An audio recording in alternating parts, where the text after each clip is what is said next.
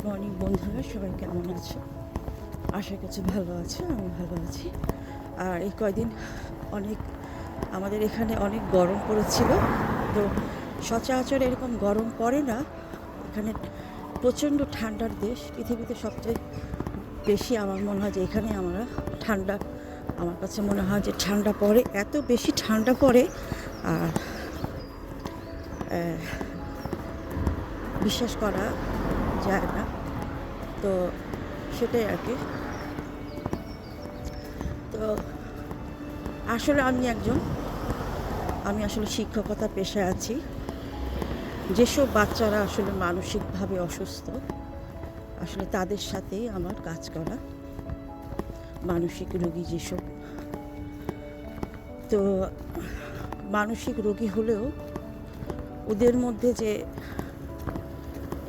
ওরা যে কিছু করতে পারে, সেই জিনিসটাকেই আসলে জায়গায় তোলাটাই আসলে আমার কাজ।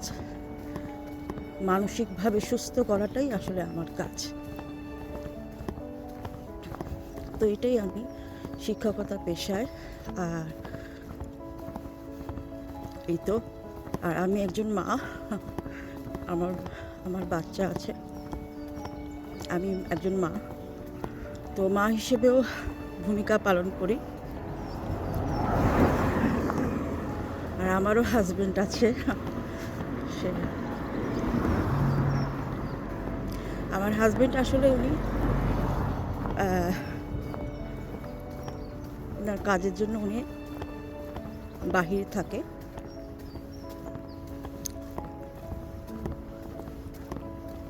আসলে আমরা দুইজন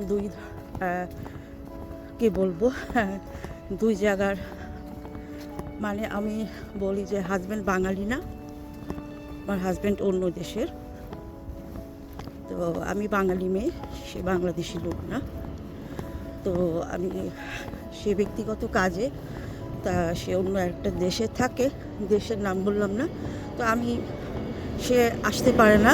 তো আমি তার কাছে, আমাকে কতদিন পর পর তার কাছে যেতে হয়, সেটাই আর কি।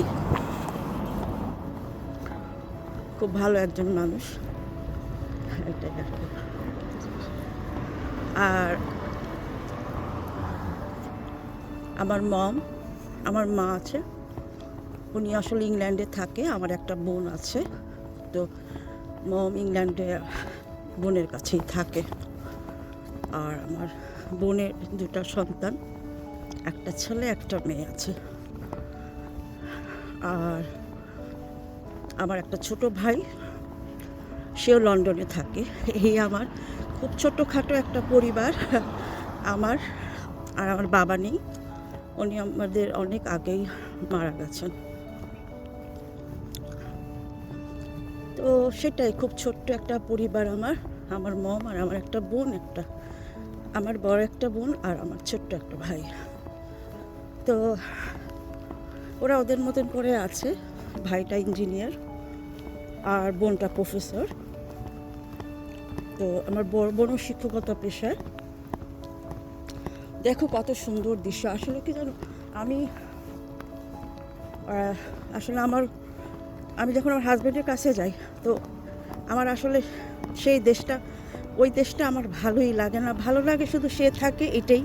কিন্তু আমার কাছে আমার এই জায়গাটাই অনেক প্রিয়।